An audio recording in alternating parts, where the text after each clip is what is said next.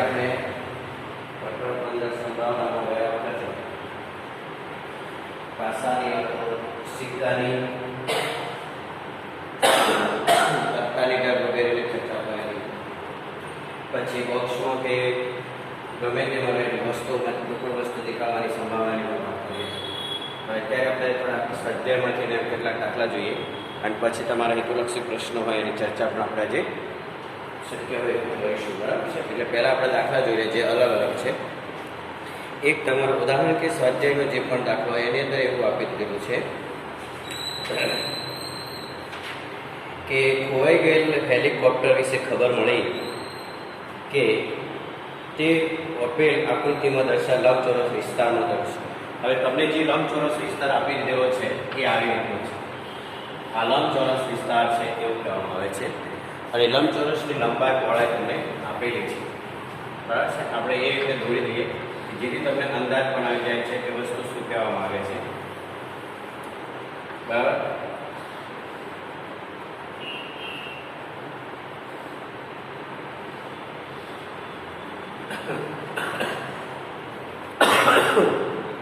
લંબચોરસ એક વસ્તુ છે આપી દીધી છે તમને જે લંબચોરસ વિસ્તારમાં ક્યાંક તૂટી પડે છે. શું સંભાવના છે? આકૃતિમાં બતાવેલ તળાવમાં તૂટી પડે છે. આ જે વસ્તુ છે તળાવ છે. આ જે વસ્તુ છે શું છે? તળાવ છે. એવી લંબચોરસ આકાર વસ્તુ તમને આપી દીધી છે. બરાબર છે? અને જમીનની સપાટી પણ છે અને આ બાજુ જે છે તમને કોર્નર પર તળાવ આપી દીધું છે. શું આપી દીધું છે? તળાવ. આ પાણી છે. હવે આ લંબચોરસ જે વસ્તુ આપેલો છે આ તમને આકાર એની અંદર લંબાઈ જે છે 9 કિલોમીટરની છે. અહીંથી આ જે લંબાઈ છે એ 9 કિલોમીટર છે અને આ જે પહોળાઈ છે એ તમને આપેલી છે 4.5. હવે તળાવનો જે ભાગ છે કાપી નાખે છે તો 6 કિલોમીટર થાય છે બાકી રહ્યો ભાગ જમીનની સપાટી અને અહીંયા જે માપ આવે છે એ 2 કિલોમીટર થાય. તો તળાવની જે લંબાઈ પહોળાઈ જે છે એ આ 2.5 કિલોમીટર થશે અને આ જે થશે એ 3 કિલોમીટર થશે.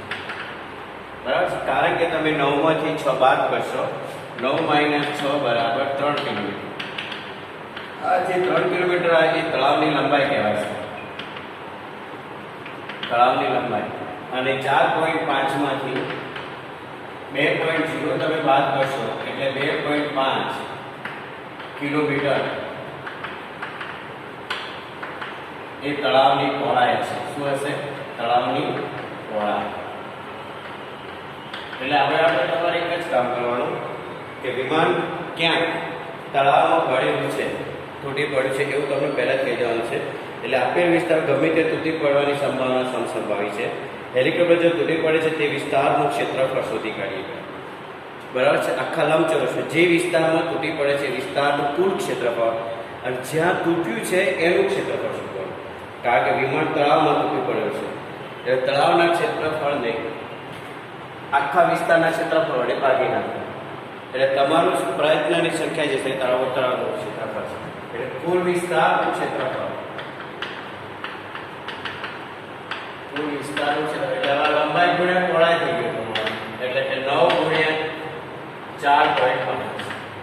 બરાબર છે? આ તમારું 9 × 36 ટૂંકમાં 45,450 થાય તો 450 માંથી 4.5 બાદ કરવાના છે એટલે તમારો જે આન્સર આવે 40.5 કિલોમીટર પ્રતિ સેકન્ડ. 40.5 કિલોમીટર છે કારણ કે ક્ષેત્રફળ છે. હવે આપણે તળાવની લંબાઈ સુધી કાઢી છે અને તળાવની પહોળાઈ પણ શોધી એટલે તળાવનું ક્ષેત્રફળ સુધી કાઢવું પડશે. બરાબર છે? તળાવનું ક્ષેત્રફળ એમાં પણ એ ગુણ્યા 20 થશે. 2.5 ગુણ્યા 3 25 તરી 75 7.5 કિલોમીટર છે. હવે વિમાન ગમે તે જગ્યાએ તૂટી પડવાનું છે તો પી હેલિકોપ્ટર તળાવમાં તૂટી પડે. બરાબર છે? હેલિકોપ્ટર જે છે તે તળાવમાં તૂટી પડતું હોય તો એની સંભાવના શું? હેલિકોપ્ટર તળાવમાં તૂટી પડે તેની સંભાવના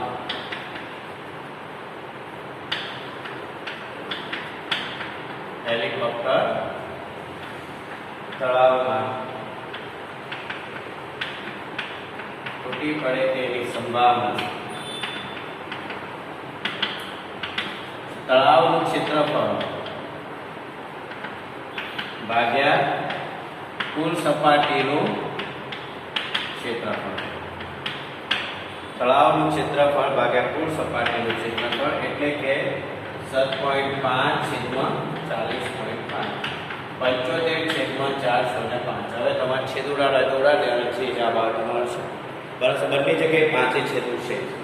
બરાબર છે, બંને જગ્યાએ 5 ઉડાડો 15 5 75 અને અહીંયા થશે 15 × 30 1 0 10 25 15 × 105 એટલે 27 × 5 5 5 ઉડી ગયા.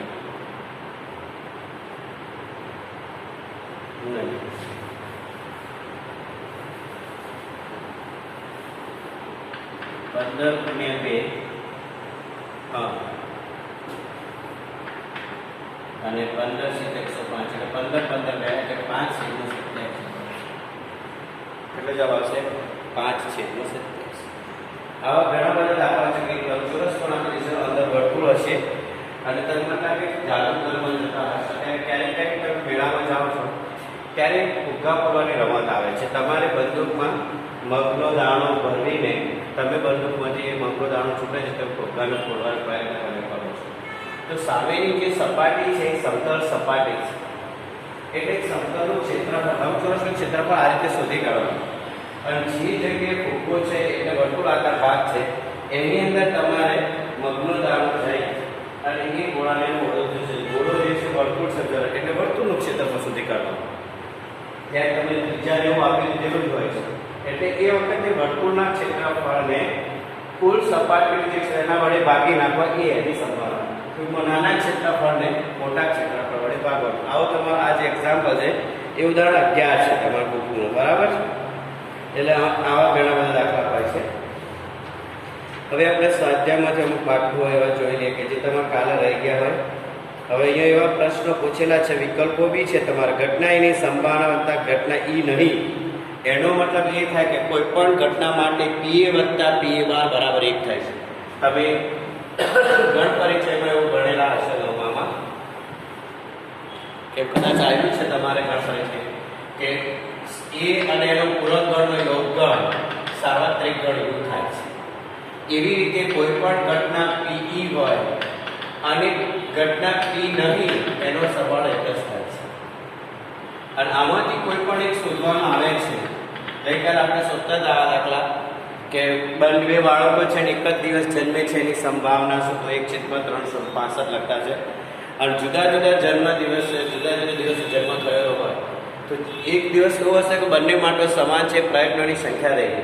હવે જુદો જુદો દિવસ તો કયો હોઈ શકે તો તમે એક દિવસ 365માંથી સમાન દિવસ બાદ કરી નાખો. 364 ભાગે આપણે 365 કરતા બસ અહીંયા PE કરી દેવાનું અથવા PE બાર કરો એટલે બે સૂત્રો છે અહીંયા. એક PE બાર કરી શકતા કરીને 1 - PE પણ કરી શકાય છે. બરાબર, એટલે તમે કહે છે ટૂંકમાં આ બંનેનો સરવાળો એક જ થતો હોય છે. એવા દાખલા આવશે. ગઈકાલે આપણે એવો હતો એક 0.62 વાળામાં 0.38 જવાબ આવતો. બરાબર છે, એટલે એવા દાખલા હમણાં આવશે તમારી પાસે.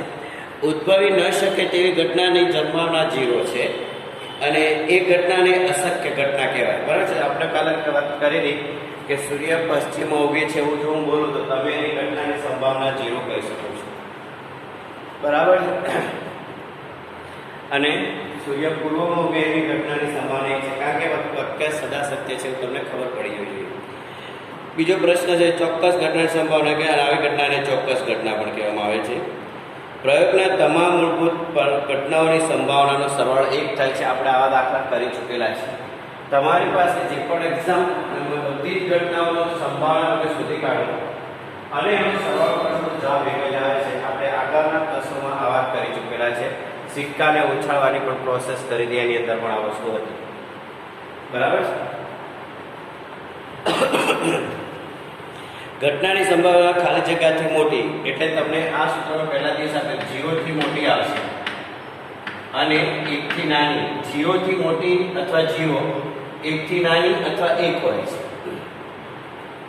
બરાબર છે. હવે ક્વેશ્ચન 2 માં સંભાવિત છે એવા પ્રશ્નો પૂછેલા છે તમને કે ડ્રાઈવર કાર ચાલુ કરવાનો પ્રયત્ન કરે છે તો પરિણામ કાર ચાલુ થાય છે અથવા કાર ચાલુ નથી થતી તો કાર પડી રહી હોય તો ખરાબ થઈ ગઈ હોય છે એટલે સમસંભાવી નથી.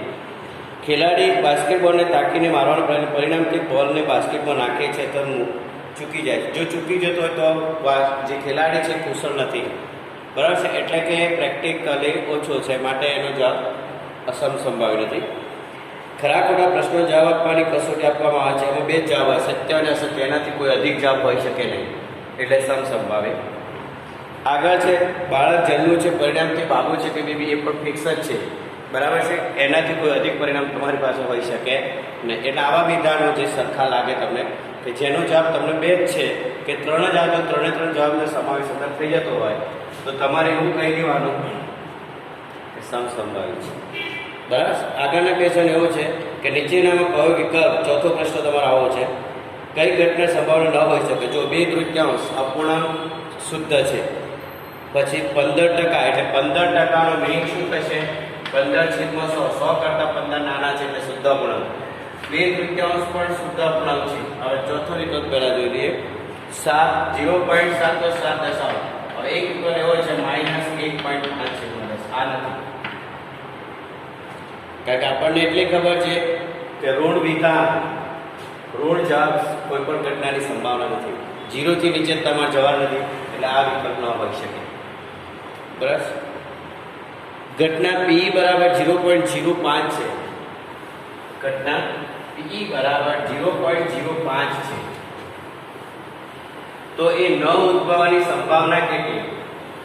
તો સાદું અને સિમ્પલ છે કે તમને આપેલી છે ઘટનાની સંભાવના ચોક્કસ છે, એટલે તમે P એવું લખી શકો છો, બરાબર છે. P બરાબર સ્વાધ્યાય 15.1 છે, ના એક જ સ્વાધ્યાય છે, અંદર આ દાખલા નંબર 5 છે. P બરાબર 0.5 કે 5 છે, 0.5 છે, બરાબર છે. ઘટના ન ઉદ્ભવે એની સંભાવના એટલે P બરાબર તમારે શોધવાનું છે. તો આપણને એટલી ખબર પડે છે કે બંનેનો સરવાળો હંમેશા એક જ થાય છે, એટલે આ સૂત્ર પહેલા લખી દેવું તમારે, જેની કિંમત આપેલી છે ત્યાં લગાવી દેવી. જે શોધવાનું છે એને કંઈ કરવું નહીં. માટે PE બરાબર 1 - 5/100. કશું જ ખબર ના પડે તો આવું કરી દેવું. હવે આના છેદમાં 1 છે એટલે તમને કઈ ના ખબર પડે તો 100 માંથી 5 બાદ કરી દો, બરાબર છે. એટલે તમારો જવાબ કેટલો થઈ જશે? તો 0.95/100 એટલે કે 0.95. ઘટના ન ઉદ્ભવવાની સંભાવના 0.5. શોર્ટમાં તમને એક વસ્તુ શીખવાડ દઉં કે આવું પોઈન્ટ વાળો દાખલો હોય તો તમારે એટલું જોવાનું કે છેદમાં કેટલા આવશે? તો કે 100. તો 100 માંથી 5 બાદ કરે 0.5. માનો કે કોઈ દાખલો આવે કે 0.43 તમને આપેલ છે P, તો ન ઉદ્ભવવાની સંભાવના શું થાય? તો 100 માંથી 43, કારણ કે પોઈન્ટ પછી બે આંકડા મેં મૂકેલા છે, તો 43/100 થાય. 100 માંથી 43 બાદ કરી દો, P 12 તમારે, બરાબર છે. 57/100. કોઈ પણ આવે તો તમારે આ વસ્તુ છેદમાં 100 આવે કે 10 આવે તમારે ચેક કરી લેવું. માં કે 0.3 છે તો શું જવાબ આવશે? PE બરાબર 0.3 છે તો PE બાર કેટલો આવશે? કે 0.7. કેવી રીતે? તો 3 ના છેદમાં કેટલા આવશે? 10. 10 માંથી 3 બાદ કરો એટલે 7 આવે છે. છેદ જે હોય છે એમાં ઉપરની સંખ્યા બાદ કરો, છેદ 10 બાદ કરીને સીધો જવાબ લખી દો, અને છેદનો છેદ એઝ ઇટ ઇઝ રાખીને લખી નાખો એટલે તમારે ખબર પડી. આ વિકલ્પનો પ્રશ્ન આ પૂછાય છે, બરાબર. આ એક કામ થઈ ગયું. હવે એક 11મો દાખલો છે તમારા સ્વાધ્યાયમાં કે ગોપી પોતાના માછલીઘર માટે દુકાનમાંથી માછલી ખરીદે છે. દુકાનદાર મોટી ટાંકીમાંથી આદતથી એક માછલી બહાર કાઢે છે. એને તમારા ઘરે માછલીઘર હોય તો માછલી બહારથી લાવી પડે, બરાબર છે. દુકાનદારને માછલી આપે છે, તો આ ટાંકીમાં 5 નર માછલી છે અને 8 માદા માછલી છે. તો કુલ માછલીની સંખ્યા કેટલી? તો પહેલા તય કરી દેવું, બરાબર છે. પરિણામોની સંખ્યા તમારે શોધવી પડે. જેમ આપણે લખોટીની વાત કરીએ, કાર્ડ આવે, બરાબર છે, દડાની પણ વાત આવે છે, ગમે તે વસ્તુ આવશે તમારી પાસે, બરાબર. એટલે આપણે અલગ અલગ પ્રશ્નો છે એની વાતો કરી લઈએ. 5 નર માછલી છે, દાખલા નંબર છે એ તમારો 11મો છે.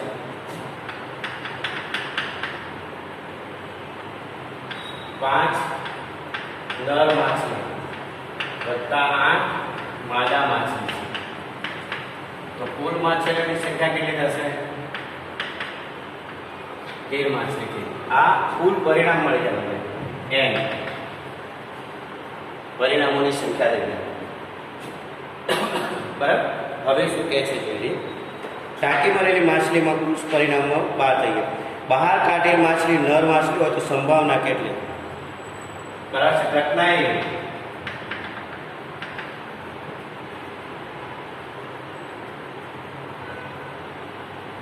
માછલી ગર્ભથી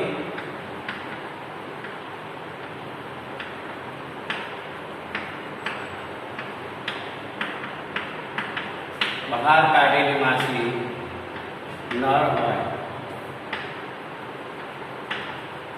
તેવા પરિણામ કેટલા લખવા? કેટલા હોય? તો આની જગ્યાએ હું એવો પ્રશ્ન ન પૂછી શકું કે માછલી ગર્ભમાંથી બહાર કાઢેલી માછલી નાની માદા ન હોય. માદા ન હોય એટલે શું થાય? નર હોય. બસ એટલે આ શબ્દ છે.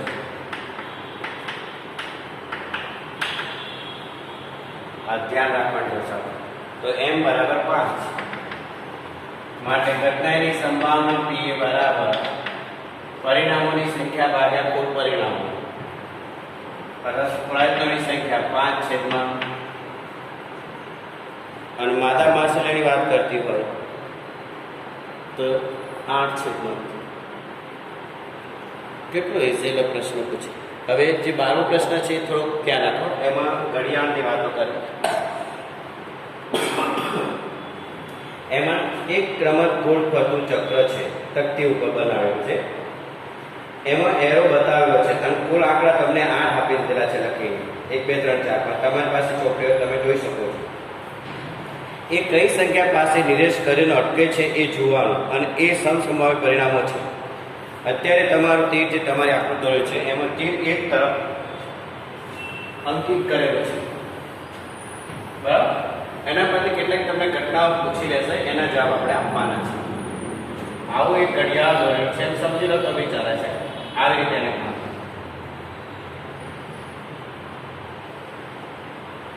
બરાબર આવી રીતનું ચક્ર છે, તકતી જેને કહેવામાં આવશે. હવે અહીંયા આપણે એક લખ્યું છે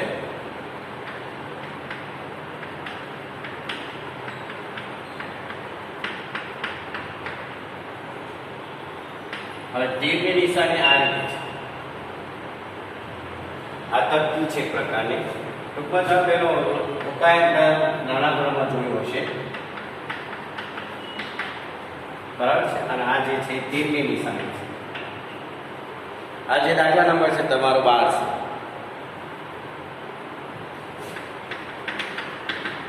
ક્વેશ્ચન શું પૂછે છે ઘટના એ આપણે જોઈ લઈએ એટલે હમણાં તમને ખબર પડી જશે કે તે 8 તરફ નિર્દેશ કરે તેની સંભાવના કેટલી. તો તમને સંખ્યા કઈ મળી ગઈ? 8. હવે 8 ઉપર તીર જાય છે એટલે પરિણામોની સંખ્યા 8 છે. કુલ પરિણામો કેટલા છે તમારી પાસે? 8. હવે ધારો કે ઘટનાએ તીર 8 તરફ નિર્દેશ કરે એટલે પરિણામ એક જ મળશે. કુલ પરિણામો 8 છે. 1 2 3 4 5.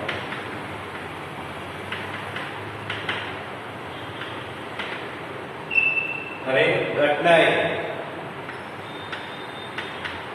પહેલો ક્વેશ્ચન છે કે તે 8 તરફ નિર્દેશિત કરે છે. ઘટનાએ તીર 8 તરફ નિર્દેશ કરે છે. આ તો અત્યારે તમને બતાવેલું છે પણ તમને જે ઘટના આપેલ છે એને તીર 8 તરફ નિર્દેશ કરે છે.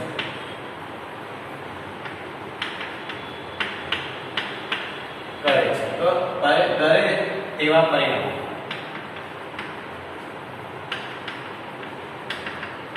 એક થશે. માટે P of A બરાબર m છેદમાં 1 છેદમાં.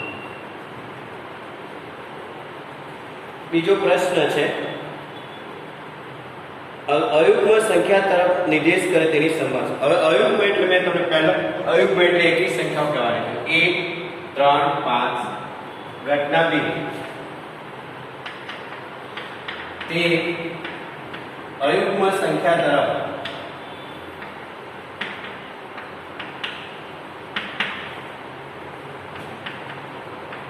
નિર્દેશ કરે અથવા બતાવે તેવા પરિણામો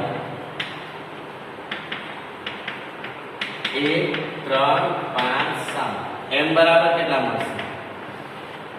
ચાલો માટે ઘટના બેની સમ બનાવવાના p of b બરાબર મળે પરિણામ ભાગ્યા કુલ પરિણામ, મળે પરિણામ અથવા પ્રયત્નોની સંખ્યા તમે જે લખો એ બરાબર 4/8 4 2 1 છે.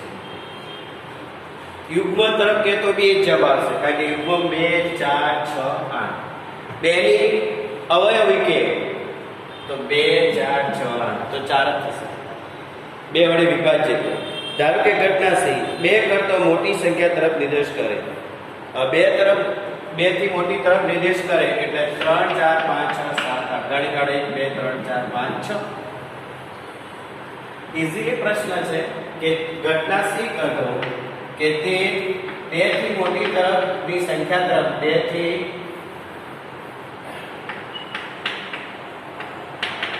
મોટી સંખ્યા તરફ નિર્દેશ કરે તેવા પરિણામો 3 4 5 6 7 કેટલા પરિણામ 1 2 3 4 5 6 એમ બરાબર. આમ પરિણામો લખ્યા છે એટલે તમને ખબર પડે એટલે ઘટના સહીની સંભાવના 6/8 3 × 6 4 × 8.